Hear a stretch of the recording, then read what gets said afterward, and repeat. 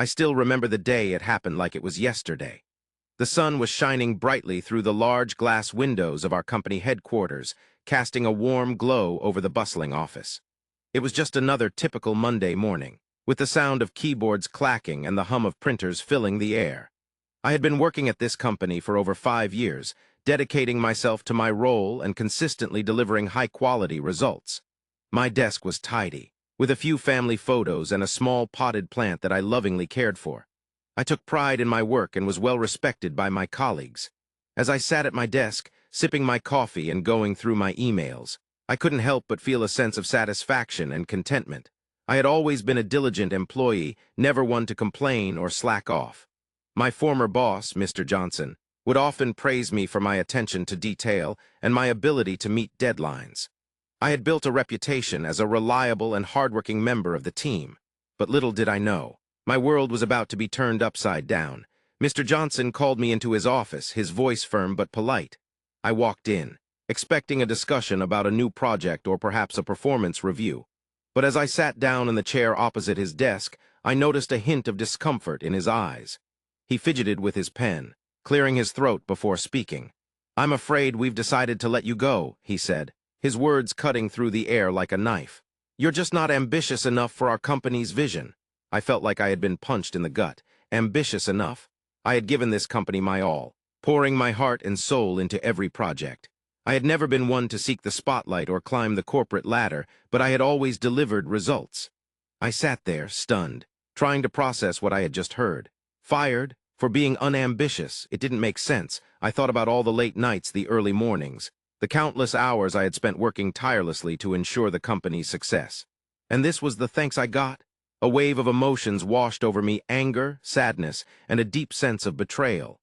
As I left the office building that day, I couldn't help but feel a spark ignite within me. It was a spark of determination, of revenge, of proving Mr. Johnson wrong. I knew that I had been underestimated, that my worth and value went far beyond the confines of that company. And as I walked out into the bright sunlight, I made a vow to myself: I would prove them all wrong. I would show them what I was truly capable of. The journey ahead would be long and arduous, but I was ready. I was ready to take on the challenge, to rise above the ashes, and to make my mark on the world. Little did I know, this was just the beginning of an incredible journey, one that would lead me to places I never thought I'd go. As I sat amidst the shattered remains of my career, the sting of being fired for being unambitious still lingered, a constant reminder of the harsh judgment that had been passed upon me. My mind was a jumble of emotions, a kaleidoscope of confusion, anger, and disappointment. The comfortable routine I had once known was now nothing more than a distant memory, leaving me to pick up the pieces and navigate the uncharted territory of my future. I found myself wandering around my home, the same walls that had once witnessed my triumphs now bearing silent testament to my defeat. Every step, every glance seemed to echo the question: what next? The Chinese letter silence was oppressive, punctuated only by the sound of my own thoughts as I reflected on my past experiences and skills. I had always been driven, always striving for excellence, but somehow, that hadn't been enough. The realization was a bitter pill to swallow.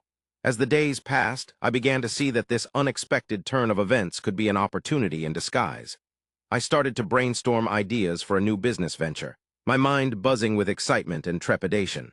The local coffee shop became my refuge, a place where I could sit, think, and plan without the distractions of home.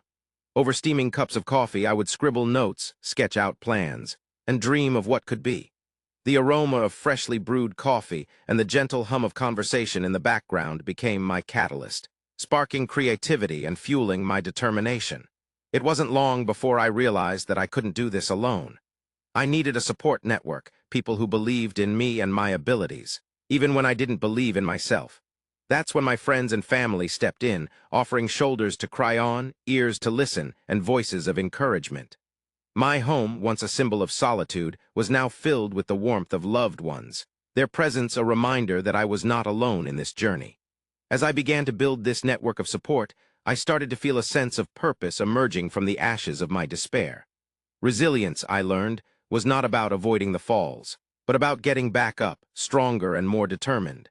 Creativity began to flow, as did the ideas, each one building upon the last, forming the foundation of something new, something exciting.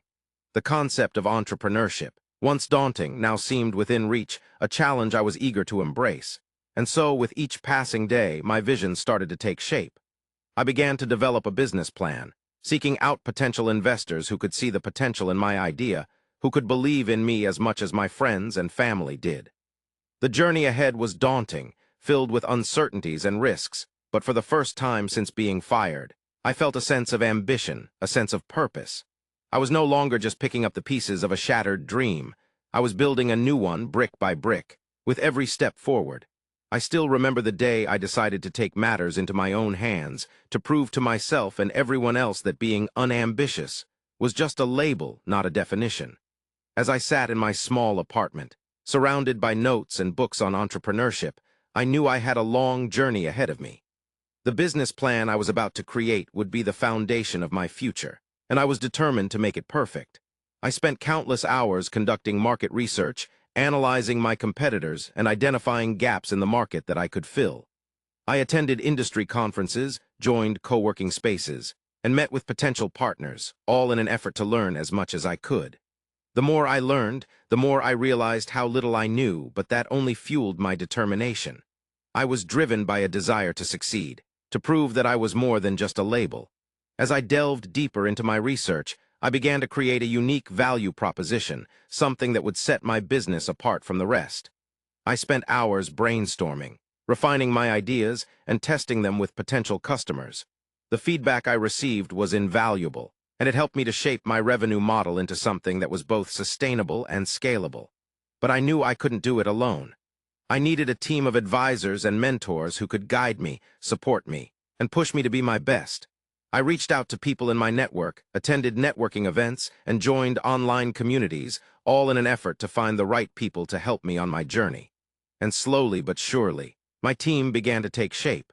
There was Sarah, a seasoned entrepreneur who had built and sold several successful businesses. She became my mentor, offering guidance and advice whenever I needed it. Then there was Jack, a financial expert who helped me to create a robust financial plan. And finally, there was Emily, a marketing guru who helped me to develop a marketing strategy that would reach my target audience. Together, we worked tirelessly to refine my business plan to make it the best it could be. We pored over financial projections, marketing materials, and operational logistics, making sure that every detail was in place. And as we worked, I could feel my confidence growing. I knew that I had created something special, something that could change the course of my life forever. But as I prepared to pitch my business plan to potential investors, I couldn't shake off the feeling of doubt that had been lingering in the back of my mind. What if they didn't like my idea? What if they thought I was crazy for trying to start my own business? The fear of rejection was real, and it was a fear that I would have to face head-on if I was going to succeed. Little did I know, the next step in my journey would be the most challenging one yet. I'll never forget the feeling of walking out of yet another investor meeting, empty-handed and defeated. It was as if I was reliving the same nightmare over and over, with no escape from the cycle of rejection. The words of doubt and criticism still lingered in my mind, echoing off the sleek, modern walls of the conference room. "Your idea is too ambitious," they'd say, or "you're not experienced enough to take on a project of this scope." The constant barrage of negative feedback had begun to chip away at my confidence, making me wonder if I was indeed cut out for this. As I stepped out into the crisp, cool air of the city, I couldn't help but feel a sense of frustration wash over me. The sounds of the bustling streets, the hum of cars, the chatter of pedestrians seemed to fade into the background as I struggled to come to terms with my own self-doubt. I thought back to all the times I'd been told I was unambitious, all the times I'd been written off as not being good enough. It was a painful reminder that the road to success is rarely paved with validation and encouragement. But then, something shifted inside of me. I remembered the words of a mentor, someone who had believed in me from the very beginning. "Resilience is not about being unaffected by criticism," they'd said. "It's about using that criticism to fuel your growth and perseverance." I took a deep breath, letting the cool air fill my lungs, and began to walk towards the nearest coffee shop. I needed a moment to collect my thoughts, to regroup and refocus. As I sat down at a small, quaint table by the window, I pulled out my notebook and began to scribble down notes. I thought about all the feedback I'd received, all the constructive criticism that had been offered to me. I realized that I had a choice to make. I could let the rejection define me, or I could use it as an opportunity to learn and grow. I chose the latter. Over the next few weeks, I worked tirelessly to refine my pitch and business plan. I attended networking events, seeking out mentors and supporters who could offer guidance and encouragement. I pored over my notes, analyzing every detail, every suggestion, every critique. And slowly but surely, I began to see my idea take shape. I started to believe in myself again, to see that my vision was not only possible but necessary. The city around me began to transform, too. The sleek, modern skyscrapers seemed to loom less large, their sterile walls giving way to a vibrant, pulsing energy. The streets, once a mere backdrop for my struggles, became a kaleidoscope of color and sound, a reminder that even in the darkest moments, there is always beauty to be found. And I, the protagonist of my own story, began to emerge from the shadows, my voice growing stronger, my spirit more resilient. I was no longer just a dreamer, but a doer, a person who would stop at nothing to turn my vision into a reality. Little did I know, the next chapter of my journey was just around the corner, waiting to unfold. As I sat in my new office, surrounded by the bustling energy of my growing team, I couldn't help but feel a sense of pride and accomplishment. It had been months since I'd secured funding, and now my business was finally starting to take shape. The sound of keyboards clacking, the aroma of freshly brewed coffee, and the hum of lively discussions filled the air, creating an atmosphere that was both stimulating and chaotic. I remembered the countless nights I'd spent poring over business plans, the endless meetings with potential investors, and the moments of doubt that had threatened to derail my dreams. But now, as I looked around at the talented individuals who had joined me on this journey, I knew that it had all been worth it. My team was a diverse and dynamic group, each with their own unique skills and perspectives. There was Emma, our marketing guru, who had a knack for crafting compelling campaigns that seemed to resonate with our target audience. Then there was Jack, our technical wizard, who had a keen eye for detail and a passion for innovation. Together, we had created a company culture that was collaborative, inclusive, and driven by a shared vision. As we launched our product, I felt a mix of excitement and trepidation. What if it didn't resonate with our customers? What if we'd misjudged the market? But as the feedback began to roll in, I was thrilled to see that our hard work had paid off. Customers were praising our product's ease of use, its innovative features, and the exceptional support we provided. We'd also received some valuable feedback, which we were using to refine and improve our offering.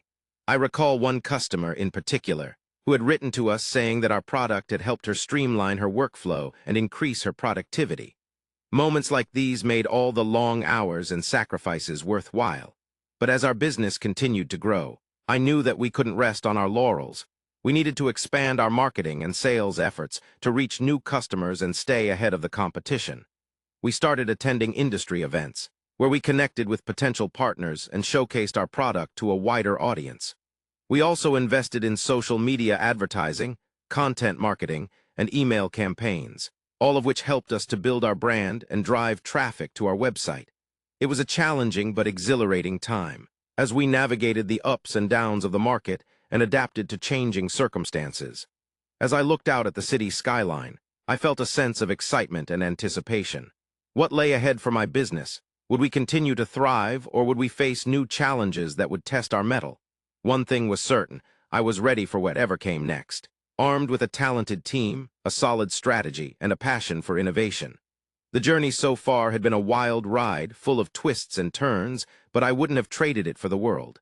As I turned back to my team, I knew that together we were unstoppable. Bring on the next chapter.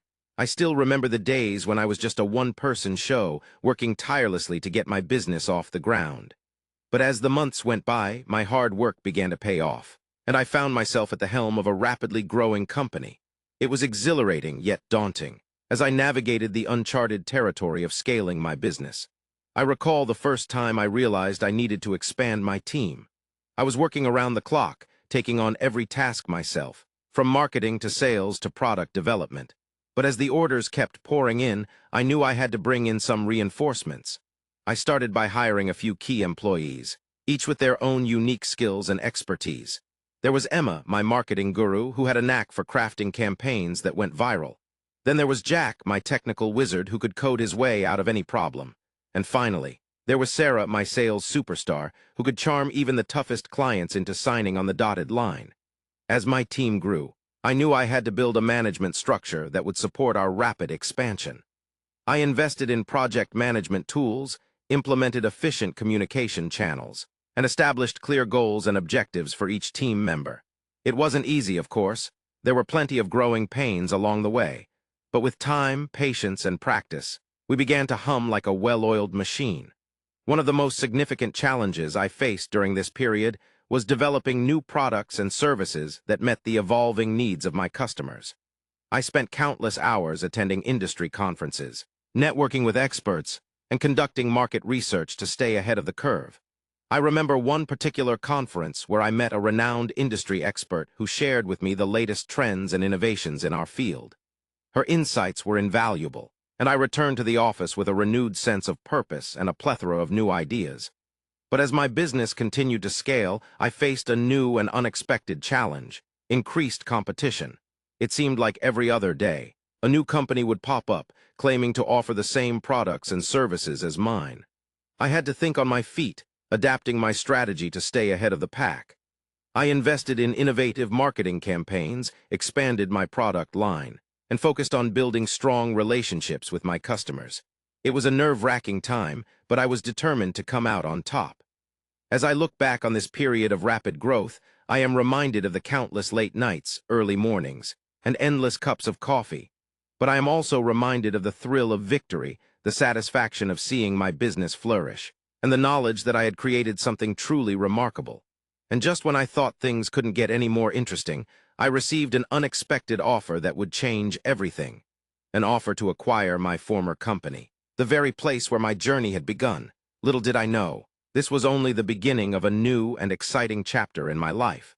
I still remember the day I received the offer to acquire my former company like it was yesterday. The sun was setting over the city, casting a golden glow over the sleek skyscrapers, as I sat in my small, modest office, staring at the email on my screen. It was an opportunity I had never thought I'd have, a chance to own the company that had once fired me for being unambitious. A wave of emotions washed over me as I read through the proposal, my mind racing with the possibilities. As I weighed the pros and cons, I couldn't help but think about my former boss, who had so callously let me go. I remembered the feeling of rejection and disappointment that had lingered long after I left the company headquarters. But now, I had the chance to turn the tables. I thought about the new employees I would meet, the investors I would have to negotiate with, and the challenges I would face as the new owner. The more I thought about it, the more I knew I had to take the leap. The negotiation meetings were a whirlwind of activity, with lawyers, accountants, and investors all vying for my attention. The conference rooms were sleek and modern, with floor-to-ceiling windows offering breathtaking views of the city. But I remained focused, my determination driving me forward. I negotiated the terms of the acquisition, securing funding and ironing out the details. It was a complex and daunting process, but I was driven by a sense of purpose. And then it happened. I became the owner of my former company. The feeling was surreal. Like a dream come true, I walked into the company headquarters, now mine, and was greeted by the same cold, impersonal lobby where I had once been fired. But this time I was in charge. I was the one calling the shots, making the decisions and shaping the future of the company. The sense of revenge was sweet, but it was also tempered by a sense of responsibility. I knew I had a lot of work ahead of me, to rebuild and restore the company to its former glory.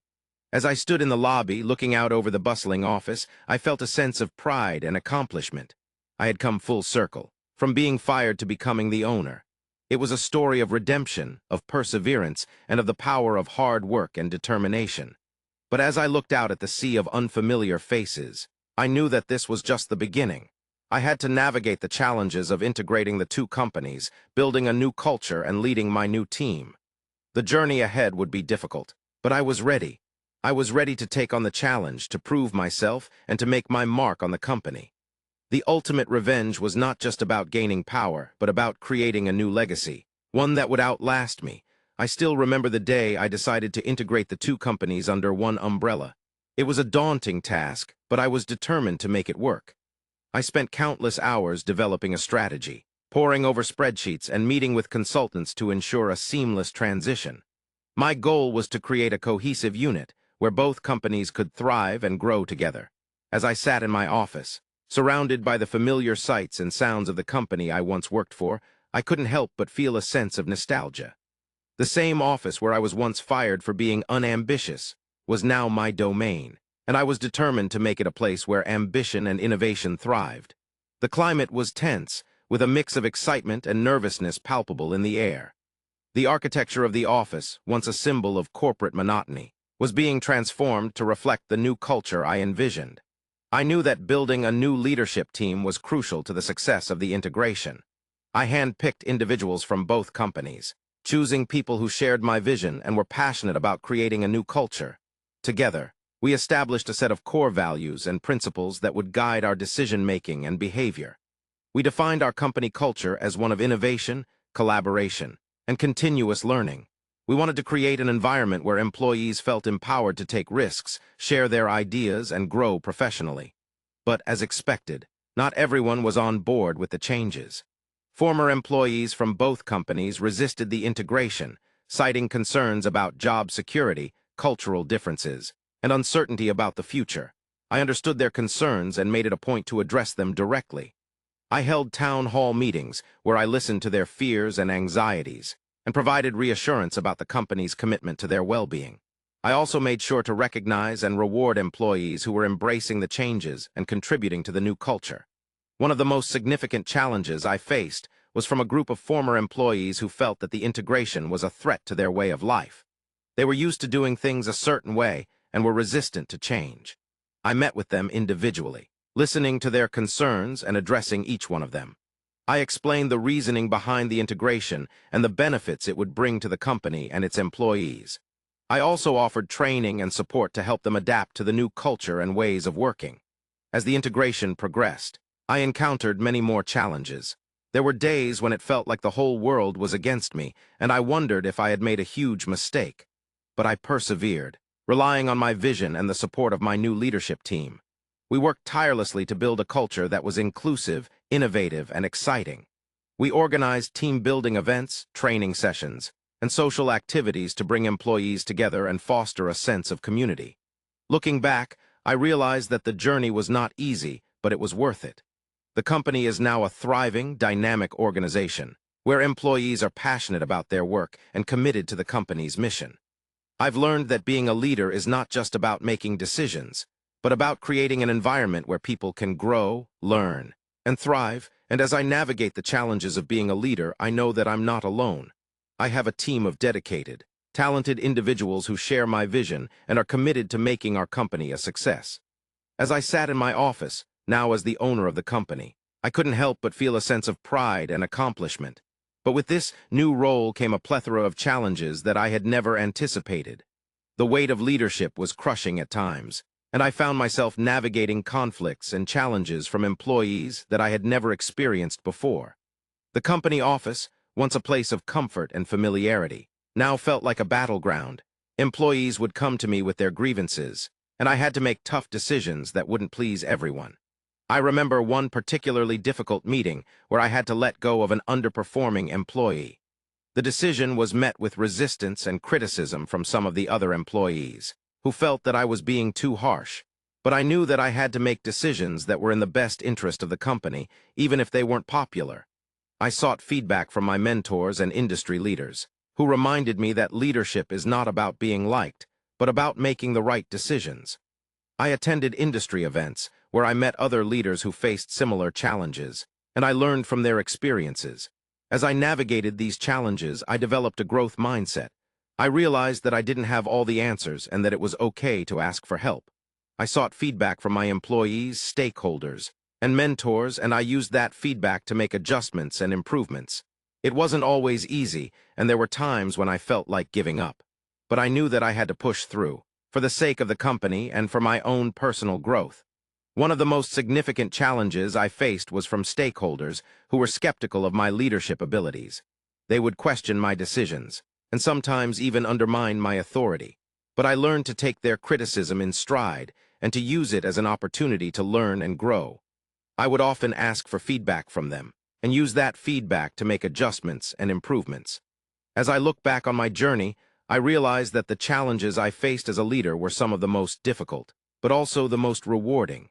I learned to navigate conflicts, to make tough decisions, and to develop a growth mindset. And as I prepare to reflect on my journey and the lessons I've learned, I know that I am a stronger, wiser, and more resilient person because of it. As I sit in my office, surrounded by the familiar walls and the hum of productivity from my team, I am overwhelmed with a sense of pride and accomplishment. It's hard to believe that the journey that began with the harsh words, "You're just not ambitious enough," has led me to this moment, where I am not only the owner of the company but a leader in my industry. I look back on the experiences that have shaped me, the struggles and the triumphs, and I am reminded of the person I used to be. The fire that was ignited within me the day I was fired has burned brightly, guiding me through the darkest of times and the most challenging of obstacles. It has been a journey of growth, of self-discovery, and of perseverance. As I reflect on the lessons I've learned, I am compelled to share my story with others, to inspire them to chase their dreams, no matter how impossible they may seem. I've had the privilege of speaking at industry events, of mentoring young entrepreneurs, and of watching my employees grow into leaders themselves. There's a profound joy in knowing that my journey can serve as a beacon of hope for others, a reminder that failure is not the end, but a stepping stone to success. My company has become a testament to the power of determination and hard work. From the early days of uncertainty to the current era of prosperity, we've come a long way. I've been fortunate to have a team that believes in me and in my vision, and together we've achieved what many thought was unachievable. Industry experts have taken notice, and the respect we've earned is a testament to our commitment to excellence. But with success comes responsibility, and I am acutely aware of the role I play not just as a leader, but as a source of inspiration. My story is not just about me. It's about the countless individuals who have been touched by it, who have found the courage to pursue their own paths because of it. It's a reminder that our experiences, whether they are marked by failure or success, are not ours alone but can be used to uplift and motivate others. As I look to the future, I am excited about the challenges that lie ahead. There will be new obstacles to overcome, new lessons to learn, and new opportunities to grow. But I am ready, armed with the knowledge of my past and the support of those around me. The journey has been long and winding, but it has brought me full circle, back to a place where I can stand tall, proud of who I am and what I've achieved. In this moment of reflection, I am reminded of the power of resilience, of believing in oneself even when others don't. My story is a testament to the human spirit, a spirit that can overcome adversity, achieve greatness, and inspire others to do the same. As I continue to lead and grow my company, I do so with the knowledge that my journey is far from over. There are more chapters to write, more challenges to conquer, and more opportunities to inspire. And I am ready, for I have come full circle and I am just getting started.